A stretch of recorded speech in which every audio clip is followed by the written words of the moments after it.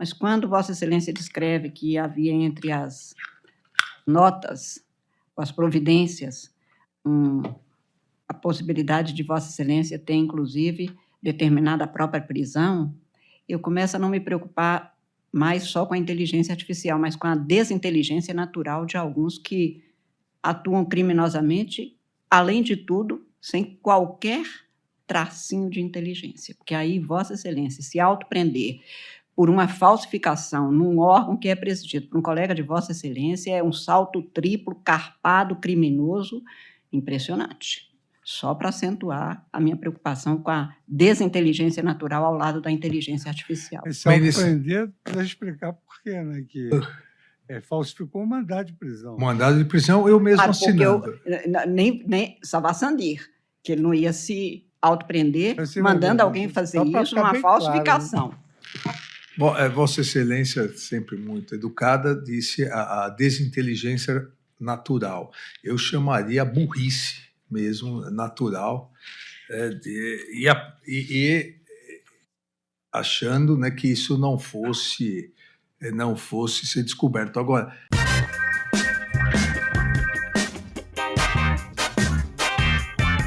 então, por falar em Sérgio Moro, que está sendo julgado aí para ser caçado, provavelmente, né? Ah, Carla Zambelli virou ré. Carla Zambelli. Virou a nota ré, Helder. Ah, tá. Bom, para quem sempre foi nota dó, eu acho que tá melhor para Carla Zambelli. Só tá tudo bem quando eu fuder.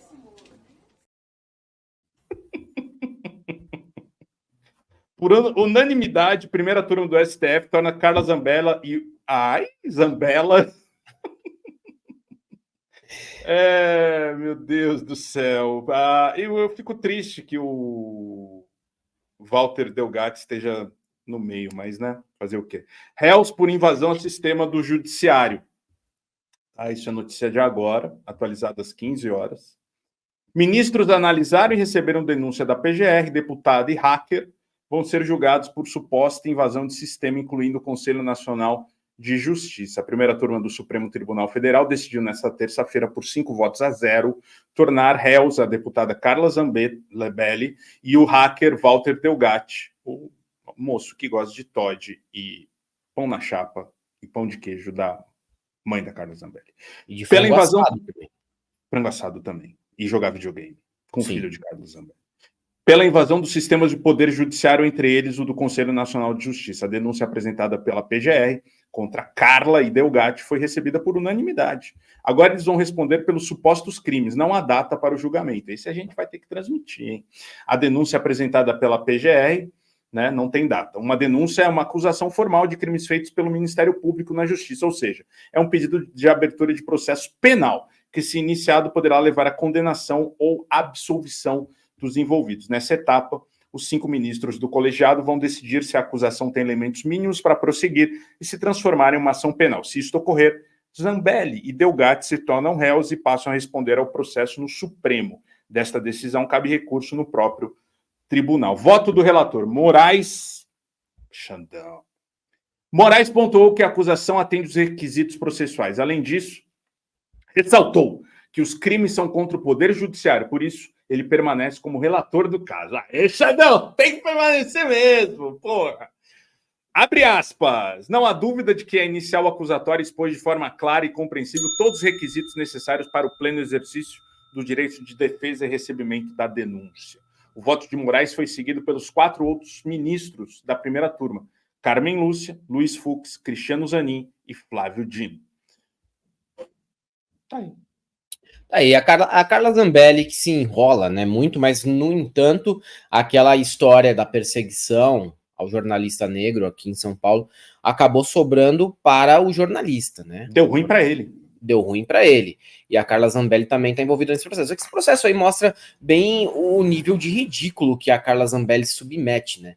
Você contratar um hacker para fazer aquelas ações que ela encomendou para o Walter Delgatti e achar que ela estava dentro da normalidade, da legalidade, né? O cara invadiu o site da Justiça, do do Supremo Tribunal Federal e ainda forjou, né, dados do Alexandre de Moraes. Como é que pode, né, cara, uma deputada federal agir dessa maneira e acreditar que ainda está com a razão, né? Se colocar como uma perseguida política, olha só, estamos vivendo uma tirania, até pessoas que têm mandato como eu não podem mais se expressar, não podem mais exercer a liberdade de expressão. A Carla Zambelli fez de tudo, né, para conseguir algum tipo de atenção do Bolsonaro, porque ela estava queimada, ela se queimou muito com essa história de perseguir o homem com uma arma na mão, e o Bolsonaro também foi um dos primeiros a abandonar a Carla Zambelli com o fim do mandato. Depois, até dentro do grupo do PL, ela ficou queimada. Mas que ela tentou, assim como o Marcos Duval, agir de maneira golpista e, ao mesmo tempo, atrapalhada, parecia uma galera participante de filme de comédia da Sessão da Tarde dos anos 90, mas não importa, né? A tentativa de cometer golpe, de cometer ilícitos, de questionar o sistema eleitoral depois de outubro, ela estava clara. E a Carla Zambelli é ainda bastante incompetente em realizar aquilo que gostaria e, por outro lado, uma hipócrita, né? Porque ela ficava ali com aquela história de questionar o sistema eleitoral, mas apenas para a eleição do Lula. Para a reeleição dela, de segundo mandato por São Paulo como deputada federal, ela não questionou nada. Note que é sempre assim, eles questionam só mesmo a eleição do Lula, nem mesmo a eleição de governador de esquerda, eles questionam. O problema foi ter o Lula vencendo o Bolsonaro. Isso que é o grande problema. Agora, a eleição deles, nossa, não teve fraude nenhuma. Imagina, tá usufruindo de todas as benesses que é ser deputada federal em segundo mandato há quase 1 ano e meio. Você nunca viu ela questionar as urnas para isso. Engraçado, né? É isso aí. O Ivo Ausleben Segantini atendeu nosso pedido e nosso chamado. Pelo amor de Deus, não passem esse vídeo mais. Chato. Não vamos passar, mas a gente vai passar aqui também o que a Carla Zambelli anda postando, né? Mesmo com essa situação dela, ela continua a publicar aqui uns vídeos, no mínimo, questionáveis. Vamos mostrar. Vamos. Tô pondo aqui. Mostrar. Então, né, ainda, o que ela continua a fazer, né, o mandato apagado, ela foi meio que abandonada por parte do bolsonarismo e ela vai compartilhar o Júnior Amaral, deputado federal pelo PL de Minas Gerais, que tem isso daqui, ó, no perfil dele, bem-aventurados os que têm sede de justiça, Matheus, sei lá, direita de Minas Gerais. O amigo deputado Cabo Júnior Amaral traz mais um caso de doutrinação política de esquerda nas escolas e alerta. Não aceitem a imposição ideológica de um militante travestido de professor. Exijam respeito. E um detalhe, o ano de implantação oficial do ensino público no Brasil foi 1772. Marx nasceu em 1818, portanto não existe ensino público no Brasil graças à esquerda, como disse a professora, não é porque a esquerda não pode ser, né, uma visão ideológica que existia antes de Marx, né? Assim, um comportamento ideológico, ele não pode existir antes de uma pessoa que determina aquela filosofia, né? Então, por exemplo, a gente poderia falar aqui que direita não poderia existir antes de Mises, porque Mises formulou o que a Carla Zambelli acredita, então também o ensino público brasileiro ele não pode ser considerado de direita, já que em 1772 o Mises ainda não tinha nascido. Pelo contrário, a esquerda só destruiu a qualidade do ensino público do nosso país. Aí se liga nesse tipo de denúncia aqui, se liga no conteúdo da parada. Mais um caso de doutrinação ideológica em sala de aula e dessa vez em Montes Claros. A professora que, abusando da sua autoridade em sala de aula, se impõe aos alunos, inadmitindo qualquer outra opinião que não seja a opinião idiota como a dela. Mas tudo bem, se ela quer ter, que tenha, mas não que impõe aos alunos. Começou com cabo, tá errado. Foi gravado dentro da escola Hamilton Lopes. Oi? Começou com cabo, tá errado. O cara tá chama errado. Cabo alguma coisa, já tá errado, né, Matias? Não, tá errado. Não, e a Carla Zambelli é uma graça, né? Ignora que o termo esquerda e direita aparece ainda durante a Revolução Francesa. Ela faz uma mistureba ali, né? Faz uma mistureba, acreditando que o conceito ele aparece a partir do nascimento de Marx. Quando Marx e Engels apareceram, aí aparecem o termo, né? Quando na verdade não é nada disso. Nos últimos dias, Você entende? Você só está aqui porque o governo de esquerda criou escola pública, porque se fosse direita, não tinha escola pública. Então, todo mundo que está aqui, você querendo ou não, você é de esquerda, você é pobre. Não, tia, eu nunca disse isso. Inclusive, não, você disse aqui para mim, se não me engano, eu sou mesmo de direita, eu acredito no partido direito, tá? Eu tenho lá, porque lá na casa é essa opinião. Não, não tem nada a ver com sua casa, não. Não tem nada a ver com sua casa. Não, claro, tô levando pro outro lado. Eu estou dizendo que direita e esquerda, isso é história, isso está na sua casa, religião. Direita e esquerda tem a ver com classe social. Você querendo ou não, aprendendo ou não, estando ou não, acreditando ou não, todo mundo que está aqui precisa reconhecer que é pobre. E desde quando ser a favor de assassinato no ventre da mãe, como, por exemplo, a esquerda é a favor, tem a ver com ser pobre ou ser rico, tem a ver com classe social. Desde quando defender a liberação das drogas tem a ver com ser pobre ou ser rico. Defender bandido, defender um desencarceramento em massa tem a ver com ser pobre ou ser rico.